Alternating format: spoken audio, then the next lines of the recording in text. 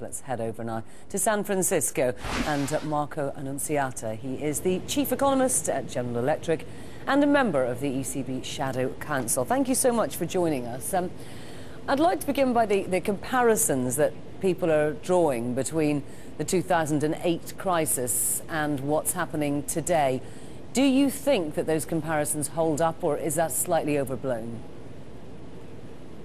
No, it is very overblown, so I don't think the comparisons are at all justified. Let me make a couple of points here. One is that the global economy, while it is now slowing down, is in a much stronger shape than in 2008. In 2008, we were heading into a severe cyclical slowdown made worse by the financial crisis, which became a very deep recession. Today, we are dissatisfied with the pace of growth in the US and Europe, but growth is actually quite decent considering where we're coming from in terms of the crisis.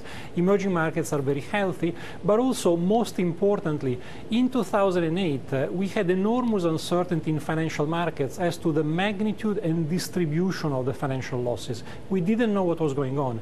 Today, we're worried about government bonds, but we know how much Greek debt, Italian debt, US debt is out there. We know who's holding it, so we know the exposures. So there is much less uncertainty. So I think comparisons to 2008 are grossly exaggerated. Well, then the current depression that we've seen in the equity markets, is that also not supported by the fundamentals? At the moment, it is not. The markets appear to be pricing now a very high chance of a recession, which is not in the data. We've been discussing the Eurozone growth data just now. They are weak, but remember, they come from a very strong Q1. In the first quarter, Germany was growing at Chinese speed, so a slowdown was in the card. Q2 was also the quarter when we were hit by the disaster in Japan. Commodity prices were high. So I think the actual data are not pointing to a recession today. The rebound in industrial production in the US we saw today confirmed this. Markets, however, are worried about policymakers. Can policymakers ensure sustainability of fiscal accounts in the medium and long term? And this is where policymakers, especially in Europe and in the US, have to show they can be trusted.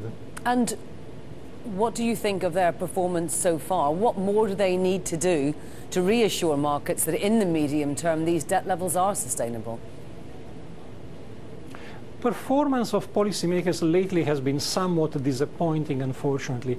Keep in mind, it was inevitable that the focus would shift to public debt, because part of the reaction to the financial crisis necessarily was to shift some of the debt from private hands to public hands. It was the right thing to do. Now, public debt levels are sustainable right now, both in Europe and in the US. But in the US, what the government needs to do, what Congress needs to do, is show the willingness and ability to tackle the growth in entitlement expenditures over the coming decades. In Europe, what is necessary is to show that we're not just talking about an aggregate Eurozone fiscal position and saying that in aggregate the Eurozone debt position, deficit position is strong.